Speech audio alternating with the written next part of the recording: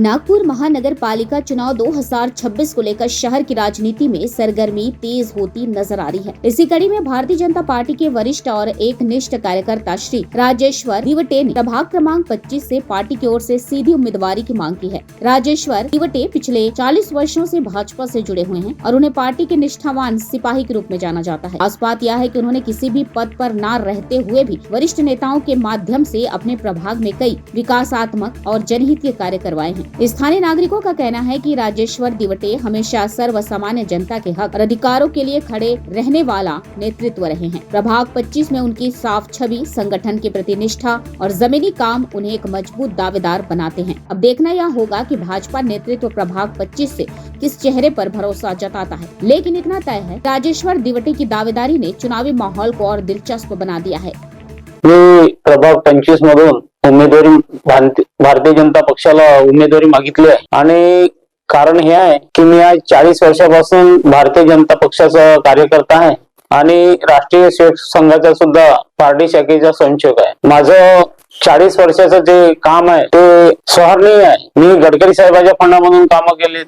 मी आपले पहिले मुख्यमंत्री साहेब आहेत, ते पहिले महानगरपालिकेचे महापौर होते, त्यांच्या फंडामधून काम केले आणि आता आमचे लाडके आमदार कृष्णाभाऊ खोपडे यांच्या माध्यमातून मी या 15 वर्षाच्या कारकिर्दीमध्ये जवळपास 200 कोटीचे काम केले आणि माझी लोकप्रियता ही लोकांपर्यंत गेली। लोकांना माहित आहे की कसे काम केले आणि मला जनता माझ्या पाठीशी उभा राहण्यास तयार आहे। काही पक्ष जो ठरवेल तो मला मान्य नाही। मी याच्या अगोदरी मला आमदार साहेबांनी म्हटलं होतं, याच्या अगोदरी मागितली होती, पण त्यांनी म्हटलं की राजू यावेळेस तू थांबून जातो। मी त्यांच्या शब्दाला मान ठेवून यावेळेस इलेक्शन मध्ये तुमचे मुद्दे काय राहणार? गटरची लाईन आहे, नळाची लाईन आहे, रोड आहेत, आज सिमेंट रोड आहेत, वृद्ध माणसांसाठी कौशल्य विकास आहे, मुलांचे खेळ बगीचे आहे, असे अनेक कामं करू असा आपला उद्देश राहील आणि नागरिकांची एक मनापासून आपण सेवा करत राहू अशी मी पक्षाला ग्वाही देतो। नाही, त्यांनी कामं केले नाही असं नाही, पण आमदार साहेबांकडे मी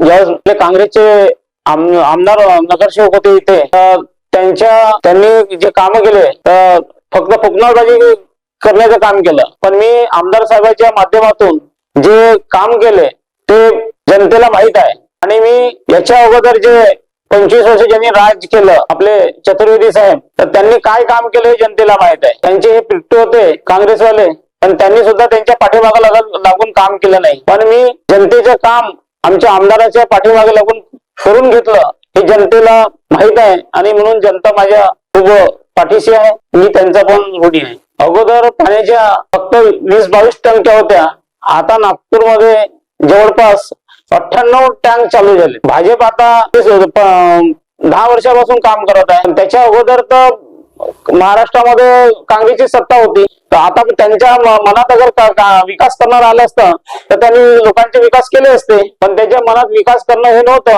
म्हणून आज एवढं आपण मागे राहिलो।